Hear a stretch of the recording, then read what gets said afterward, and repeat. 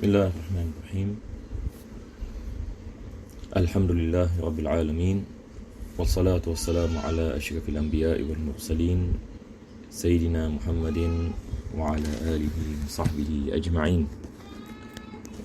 Alhamdulillah, my dear respected viewers, brothers and sisters in Islam, we begin and into this lesson by praising Allah subhanahu wa ta'ala for this blessing that we are able to continue our lesson in the Kitab of Tajul Arus, and we pray that Allah subhanahu wa ta'ala bless us and with maghfirah, that Allah forgive any of our sins, and Allah bless all of us inshallah with answering any of our prayers, and may Allah subhanahu wa ta'ala open for us any doors of guidance, and we are able to practice the content any of what is mentioned by Al-Imam Ibn Atta al-Iskandari, and may Allah subhanahu wa ta'ala constantly bless us with istiqamah in seeking knowledge, istiqamah in amal.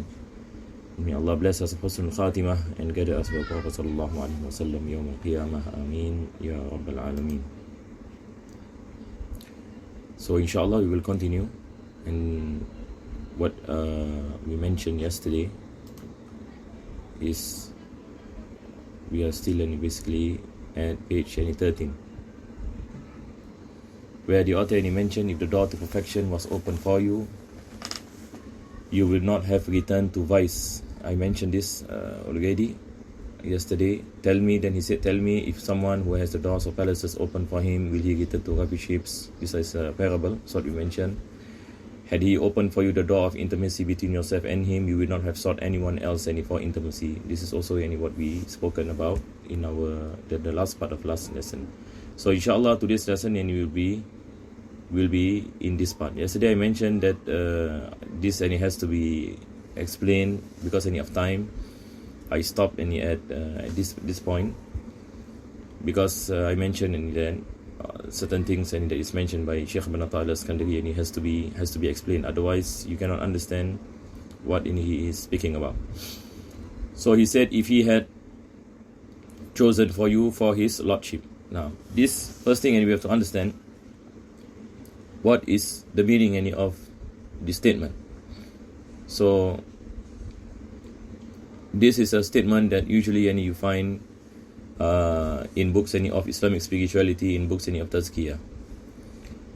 Basically it means when Allah subhanahu wa ta'ala chose a person, and he blessed a person with guidance, then this particular person is having an attachment to Allah subhanahu wa ta'ala. What is the meaning when you have an attachment to Allah subhanahu wa ta'ala? The meaning is, if your heart is attached to Allah, meaning you are inclined towards the remembrance of Allah subhanahu wa ta'ala, that you constantly asking Allah subhanahu wa ta'ala for assistance, you give preference to Allah in everything. This is the meaning. You are having an attachment with Allah subhanahu wa ta'ala, having an attachment with Allah, when you come into the state of conviction that everything happens by Allah, and that I am in need of Allah subhanahu wa ta'ala in each and every situation, in each and every action. So this is the meaning of generally, what we call it generally, the meaning is you are having an attachment to Allah subhanahu wa ta'ala. This is the first point. The second thing is, then what is the meaning of a person who does not have an attachment to Allah? So the meaning is going to be the opposite. A person who does not have any attachment of Allah, meaning a person void of remembrance of Allah subhanahu wa ta'ala, a person disobeying Allah subhanahu wa ta'ala, not having any inclination towards the remembrance of Allah subhanahu wa ta'ala, or doesn't have the conscience that everything happens by Allah, then Allah is all powerful, that Allah subhanahu wa ta'ala is the one who bless us with the solutions to our problems. And when this particular person, for example, is in need of something, it does not occur into his mind about Allah subhanahu wa ta'ala, because he is cut off. He is cut off, and this is what the Shaykh mentioned after this. He is cut off from Allah subhanahu wa ta'ala. When a person does not have any attachment to Allah subhanahu wa ta'ala, no remembrance of Allah, no ibadah, no importance of returning to Allah subhanahu wa ta'ala and asking Allah for assistance. Now this is a musibah. This is one of the biggest calamities that can befall a human being, and not only any we say any a Muslim, a human being, any what you call it at large, that when we are disconnected and with Allah subhanahu wa ta'ala, that is our any biggest any musibah. So now when we go back any to what any Shaykh is saying. Now he said that if Allah has chosen you any for his lordship, and what is the meaning? Meaning Allah has chosen you with this any form any of attachment, that you are attached any to Allah subhanahu wa ta'ala. So I hope any it is clear, inshallah. This is any chosen by Allah subhanahu wa ta'ala, yani meaning this is by the hidayah of Allah subhanahu wa ta'ala, that when you are able to remember Allah, then when you are inclined to the remembrance of Allah subhanahu wa ta'ala, then when you obey Allah subhanahu wa ta'ala, this is tawfiq. This is tawfiq any from Allah subhanahu wa ta'ala, that Allah subhanahu wa ta'ala has blessed you yani with his hidayah. Yani if Allah yani were to choose you, he said he will not have severed you from himself. Severed here meaning to cut you off. Yani if Allah has chosen you, then you will not any be disconnected any from Allah subhanahu wa ta'ala. What is this meaning? Now this comes in the explanation. The meaning yani if a person and he finds himself disconnected any to Allah subhanahu wa ta'ala, yani it means any this particular person is far any from Allah subhanahu wa ta'ala, because any if he is near to Allah, he will not any be disconnected. He will not any be disconnected. So again, when we look at ourselves and as a form of muhasabah, mashallah, yani this is the meaning. This is a very deep and beautiful way of how Shaykh Ibn Ata'illah Al-Iskandari is expressing, as though he is saying, and look at ourselves, and what is the situation, our connection with Allah subhanahu wa ta'ala. So today again, it is about muhasabah. What is the connection between me and Allah subhanahu wa ta'ala? Today we have to check.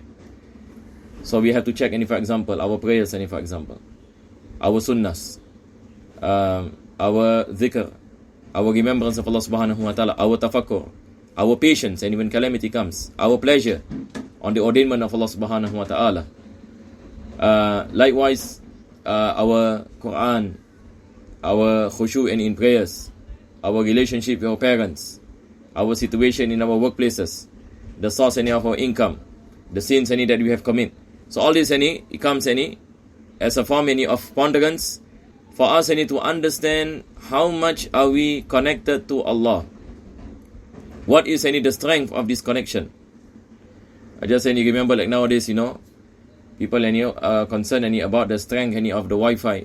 The Wi-Fi any connection, the stronger your Wi-Fi any connection, the faster your internet will the faster your internet it will function. Likewise, the stronger our connection to Allah subhanahu wa ta'ala, the faster our dua will be answered by Allah subhanahu wa ta'ala, and the faster the mercy of Allah subhanahu wa ta'ala will be blessed upon us, and it is by this connection.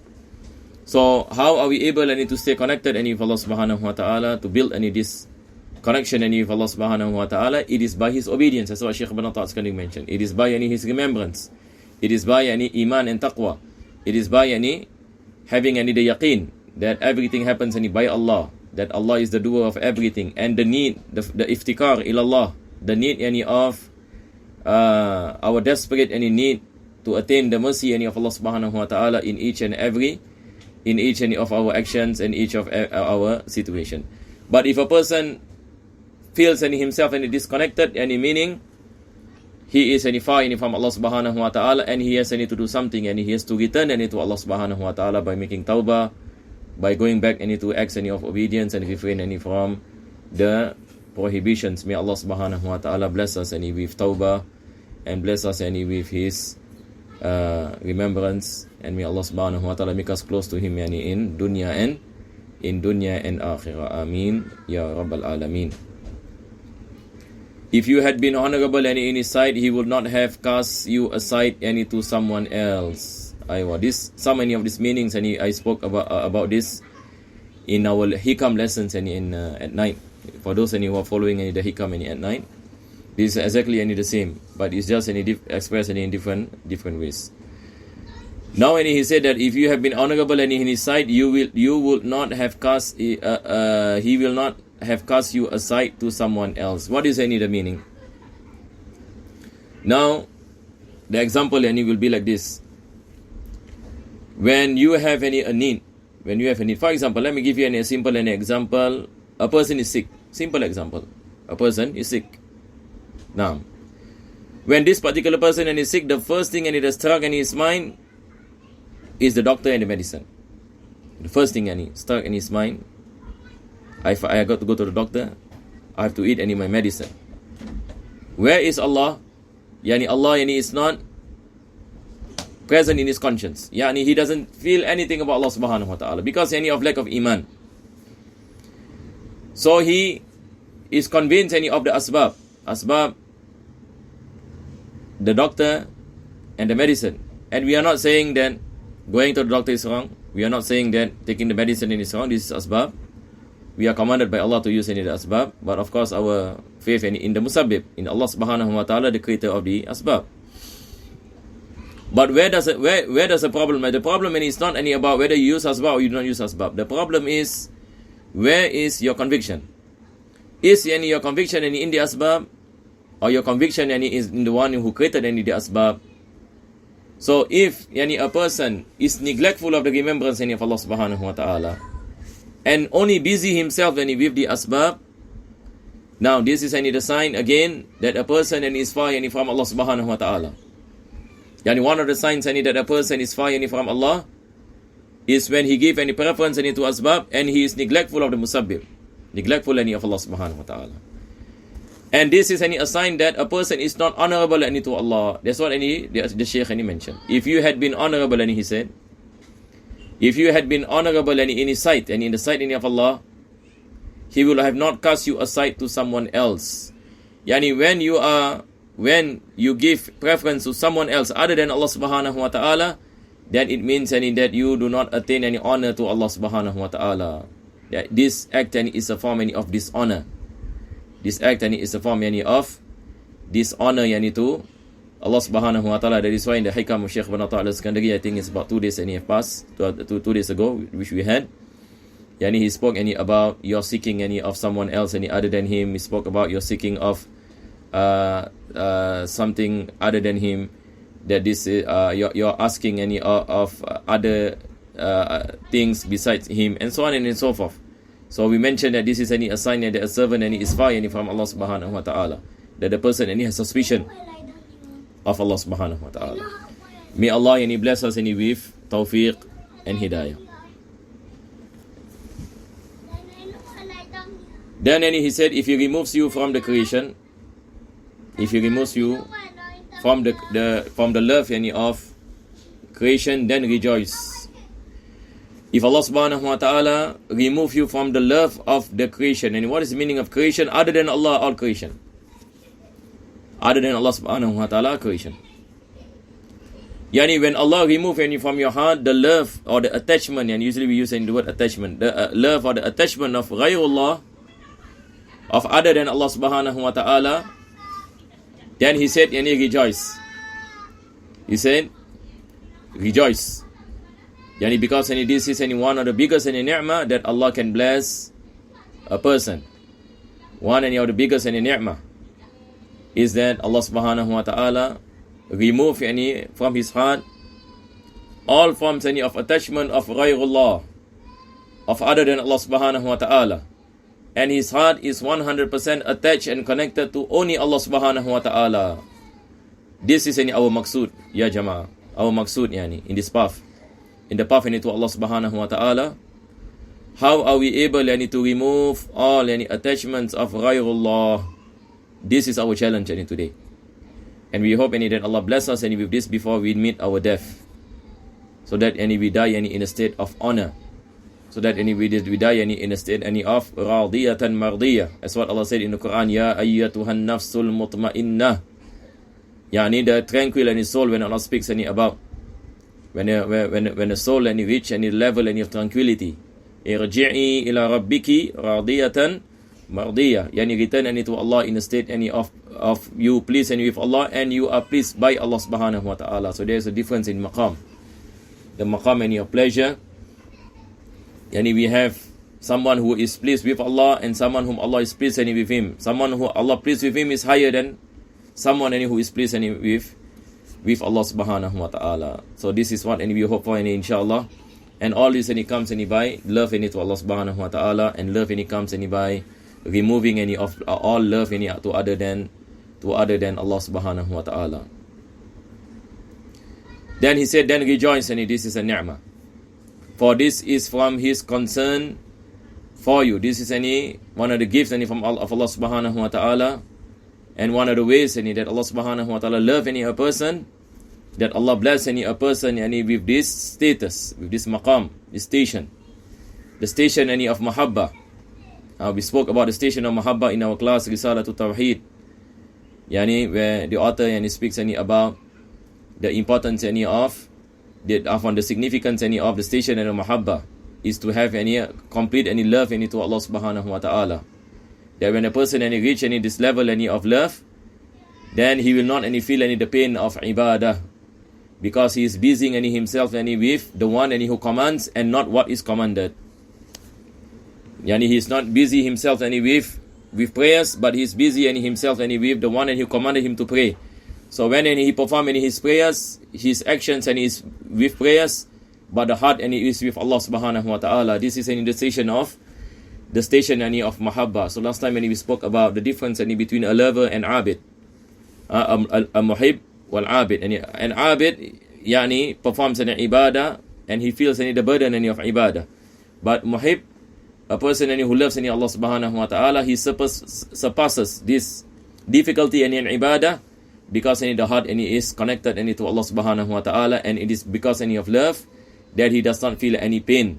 He does not feel any pain in following the commandments of Allah subhanahu wa ta'ala, in refraining the prohibitions of Allah subhanahu wa ta'ala, as what the saying goes, that a lover is willing to sacrifice for the beloved. A lover is willing to sacrifice for the beloved. A lover will not feel any burden for the sake of the beloved. This is what you call it, how we understand about the relationship between a lover to Allah subhanahu wa ta'ala and Allah subhanahu wa ta'ala, the beloved.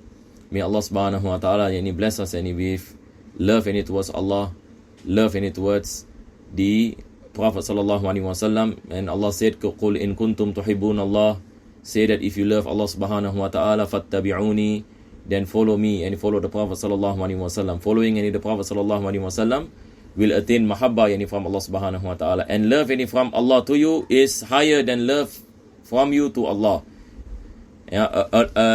Someone who is loved by Allah is higher in station than someone who loves Allah subhanahu wa ta'ala.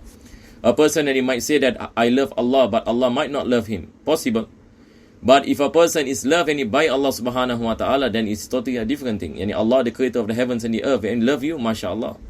But there are conditions, and Allah said, in kuntum tuhibbun Allah, what Allah said in the Quran, if you love Allah, fattabi'uni, follow the sunnah of the Prophet sallallahu alaihi wasallam. This is how our Prophet sallallahu alaihi wasallam comes into the picture. And whenever we speak about love towards Allah subhanahu wa ta'ala, the door is the Prophet sallallahu alaihi wasallam. The door is the Prophet sallallahu alaihi wasallam, because Allah said, "Fattabi'uni yuhibbukumullah." And this is what also mentioned by Sheikh Ibn Atha al-Iskandari in the Muqaddimah, when we spoke about ittiba, if you can remember. Then Allah said, "Yuhibbukumullah." Then only the love Allah will love you. So it is impossible for a person who love Allah subhanahu wa ta'ala, or he wants Allah to love him, but without the door to the of the Prophet sallallahu alaihi wasallam, we say this is mustahil. That's why the Prophet sallallahu alaihi wasallam mentioned, "La yu'minu ahadukum hatta akuna ahabba ilayhi min nafsihi wa walidihi wa waladihi wa nasi ajma'in." None of you shall attain the perfection of iman until he loves me. He loves me by Allah. Allah commanded us to love our Prophet sallallahu alaihi wasallam, and this is part of the perfection of iman, to love the Prophet sallallahu alaihi wasallam any more than ourselves, any more than our family members. This is what the Prophet sallallahu alaihi wasallam mentioned. Our Prophet sallallahu alaihi wasallam is the door towards Allah subhanahu wa ta'ala. So here is ittiba batin. Ittiba, that is the subtle form, is loving the Prophet sallallahu alaihi wasallam. And by loving the Prophet sallallahu alaihi wasallam, we attain the completion of iman. May Allah subhanahu wa ta'ala bless us, inshallah, with tawfiq and hidayah. Then he mentioned there is no act of disobedience except it is accompanied by humiliation. And every form of ma'siyah, there is humiliation. Meaning, when a person commit any ma'siyah, there is a zillah. Allah subhanahu wa ta'ala, what you call it, humiliation, and from Allah comes to that person, na'udzubillah min zalik. We might not see this. For example, a person has been committing ma'siyah, but he didn't see any humiliation. He didn't see any humiliation. Like we are living in this life. Sometimes Allah subhanahu wa ta'ala portray to a person that he is honored. This is istidraj. If he commits any ma'siyah to Allah subhanahu wa ta'ala, this person is dishonored. This person is dishonored. And Allah subhanahu wa ta'ala knows the reality. We are just living in this dunya, darul ibtila, the place where Allah is testing us. We are mahjub. We do not see. We do not see Jahannam. We do not see adab. Imagine if you perform ma'siyah, straight away you see adab coming. Certainly any people will not perform, will not commit any sin. But the reality is there is adab. The reality there is azab. But what is the problem? The problem is we do not see. We are mahjub. There is a hijab between us and the reality. The reality that is coming. What happens in the grave, we do not see. What happens in mahshar, we do not see. What happens in Jannah, we do not see. What happens in Nar, we do not see. But the reality is there, but we do not know. Likewise, the dishonor of Allah. When you say a person he commits any ma'siyah, he is dishonored by Allah subhanahu wa ta'ala. So a person say, I do not see. Yes, and you do not see because you are mahjub. If Allah were to live in your hijab, then nobody will make ma'siyah to Allah. If people see how Allah dishonored the people in your ma'siyah, nobody will commit any ma'siyah. If Allah open the veil, just see Jahannam only. That those who does not believe will enter here. Everybody will believe in everybody will believe in Allah subhanahu wa ta'ala. Just like for example, what you call it, if someone wants to throw you into the fire and tells you to do something, you don't mind to do that particular thing because you will end up getting burned in the fire. You see the adab, and surely people have this fear. What about in the azab of Allah subhanahu wa ta'ala yawmal qiyamah? So the humiliation comes in the form of punishment. Na'udzubillah min dhalik. So every ma'siyah, the author mentioned, it is accompanied by humiliation. We pray that Allah subhanahu wa ta'ala bless us inshallah with tawbah, bless us with maghfirah, and Allah give us the ability inshallah to obey Him with istiqamah, and to refrain from His disobedience, acts of disobedience. And again, mashallah, we are coming to the end of Ramadan. This is our 26th lesson. We have come in the last part of Ramadan. I believe tonight is the night of 27, correct or not? 27, and there are opinions of ulama that 27 is Laylatul Qadr. And our scholars differ pertaining to when is Laylatul Qadr. Imam Shafi mentioned 21st and 23rd.